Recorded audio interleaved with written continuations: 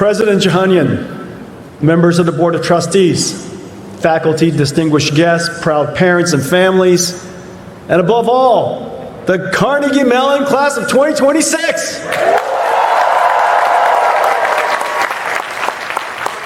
Thank you for this extraordinary honor. It is deeply meaningful to be here with Carnegie Mellon, one of the world's great universities and one of the rare places that invents the future. Today is a day of pride and joy, a dream come true for you, but not only for you. Your families, teachers, mentors, and friends helped carry you here. Before we talk about the future, thank them. This day belongs to them too. Graduates, please stand up. Stand with me. Come on, you guys.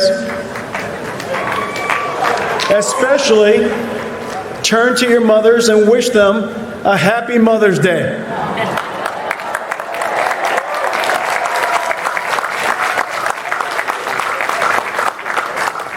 For you, this is another step in your life. But for her, this is a dream come true. Please sit down.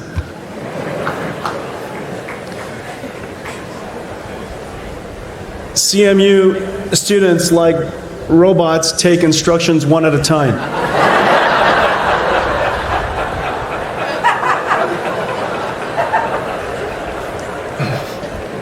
To see your graduate, to see you... Okay, everybody, focus. I have something important to tell you.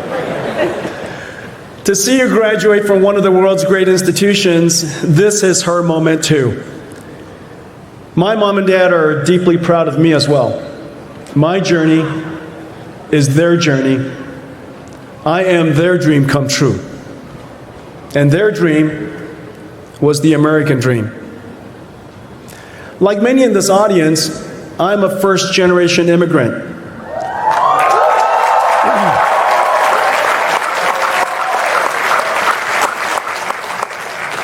My father had a dream to raise his family in America.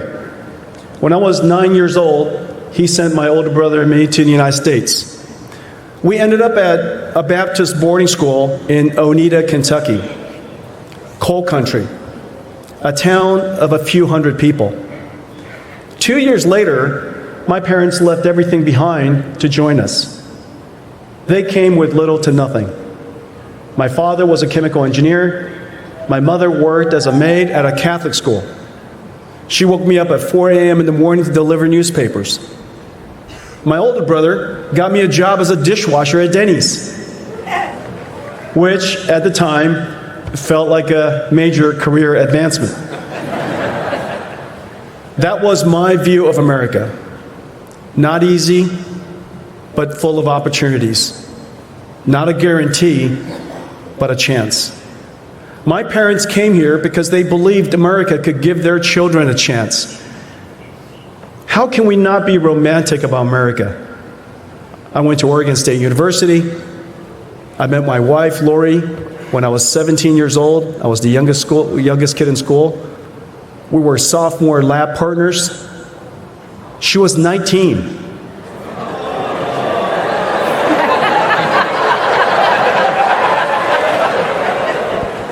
An older woman. I beat out 250 other boys in class and won her heart.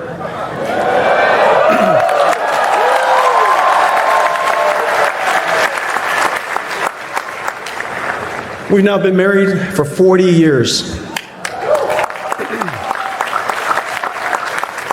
We have two amazing children, both working at NVIDIA. When I was 30, I started NVIDIA with Chris Malachowski and Curtis Preem, two amazing computer scientists. We wanted to build a new kind of computer, one that could solve problems ordinary computers could not. We had absolutely no idea how to build a company, raise money, or run NVIDIA. I just thought, how hard could it be? It turns out it is super hard.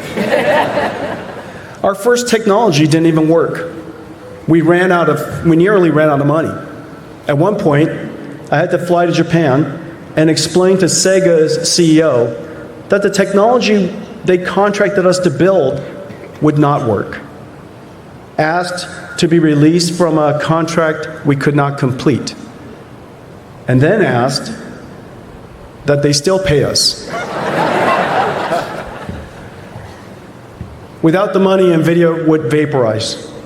It was embarrassing, humiliating, and one of the hardest things I have ever done. And Sega CEO, Madri-san, said yes. I learned early that being CEO is not about power, but the responsibility that comes with keeping the company alive. And that honesty and humility can be met with generosity and kindness, even in business. We used the money to reset the company, and out of desperation, we invented new ways of designing chips and computers that we still use today. For 33 years, NVIDIA had reinvented itself over and over again, each time asking, how hard can it be? And each time learning, it's harder than we thought. But through those experiences, we learned never to see failure as the opposite of success. Each failure is just another learning moment, a humility moment, a character strengthening moment. The resilience forged through setbacks is what gives you the strength to go again. Today, I am one of the longest serving CEOs in technology.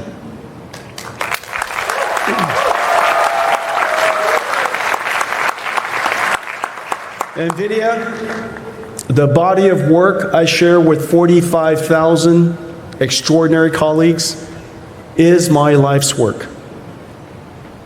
Now it's your time to realize your dreams. And the timing could not be more perfect. My career started at the beginning of the PC revolution. Your career starts at the beginning of the AI revolution.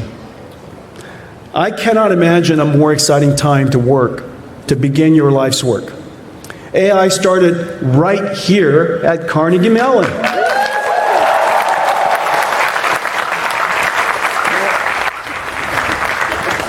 I've heard countless AI jokes in the last 24 hours here at Carnegie Mellon. Carnegie Mellon is one of the true birthplaces of artificial intelligence and robotics. In the 1950s, researchers here created the logic theorist, widely recognized and considered the first AI computer program. In 1979, Carnegie Mellon founded the Robotics Institute. This morning I visited with Robo Club, the first academic institute devoted entirely to robotics. Artificial intelligence has gone on now to reinvent computing completely. I have lived through every major computing platform shift.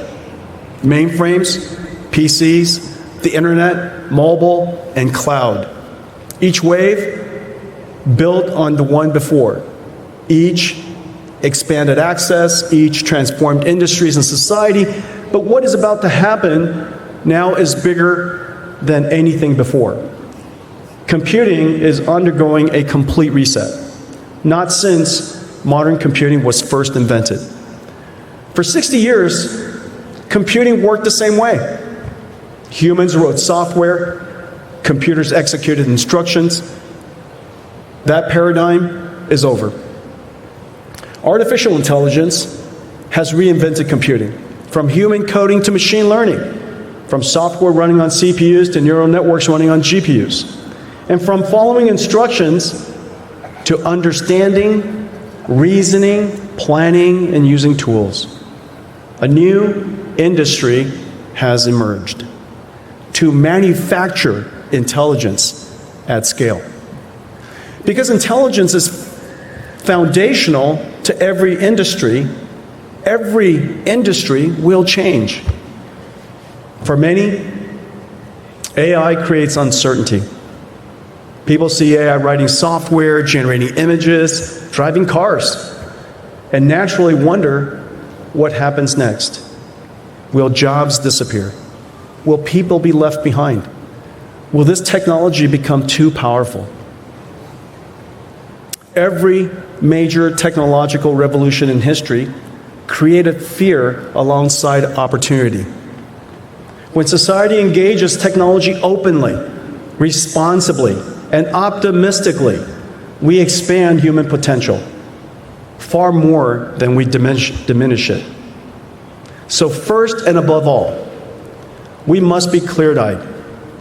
Artificial intelligence, the automation of understanding, reasoning, and problem solving, is one of the most powerful technologies humanity has ever created. And like every transformative technology before it, it will bring both great promise and real risks. The responsibility of our generation is not only to advance AI, but to advance it wisely. Scientists and engineers have a profound responsibility to advance AI capabilities and AI safety together. Policymakers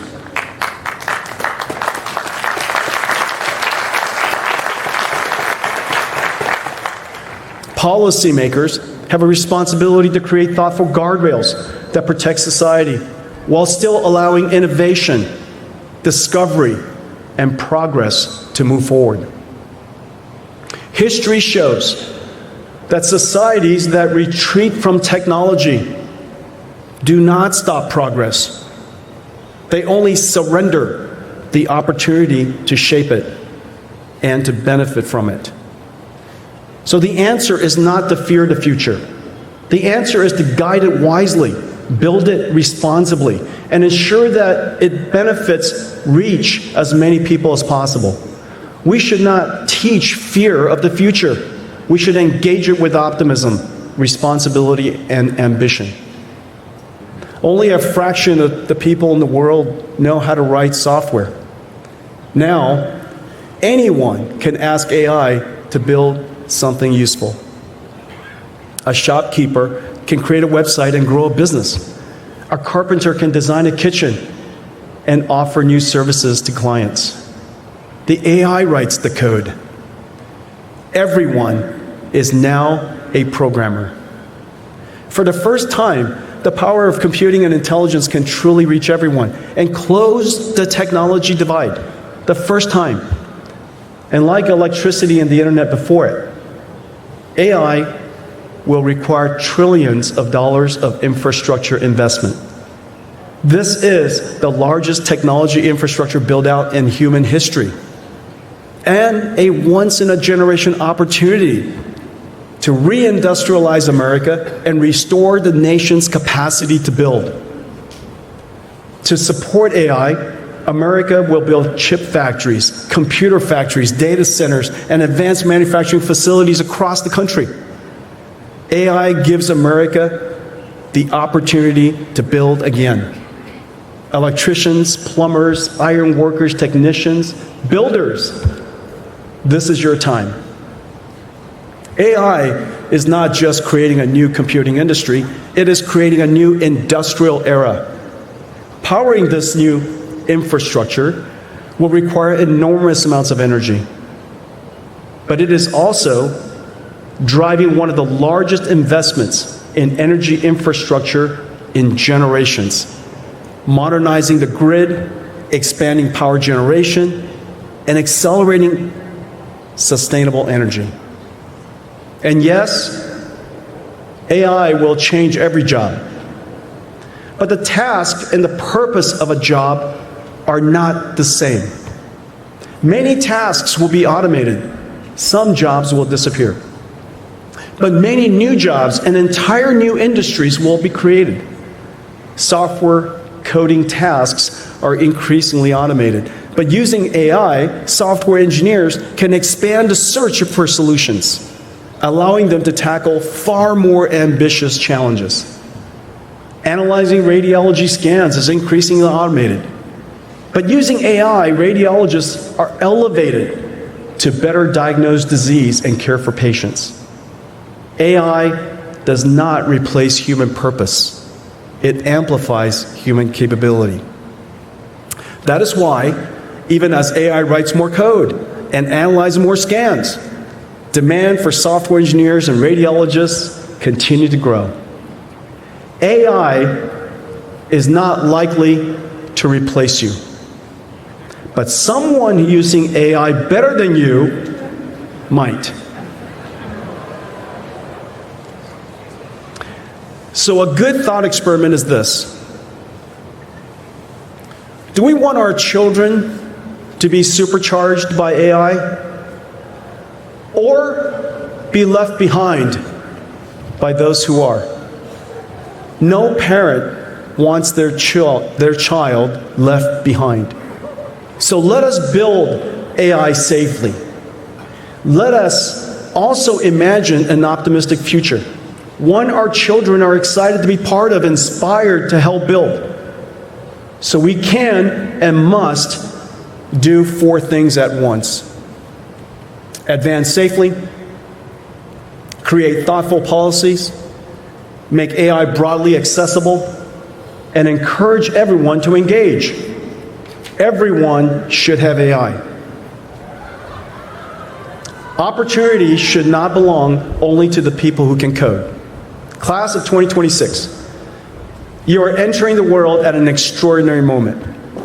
A new industry is being born. A new era of science and discovery is beginning. AI will accelerate the expansion of human knowledge and help solve problems once beyond our reach. We have the opportunity to close the technology divide and bring the power of computing and intelligence to billions of people for the very first time. To reindustrialize America and restore our capacity to build, and to help create a future more abundant, more capable, and more hopeful than the world you inherited. No generation has entered the world with more powerful tools or greater opportunities than you. We are all standing at the same starting line. This is your moment to help shape what comes next. So run, don't walk. Carnegie Mellon has a motto I love. My heart is in the work.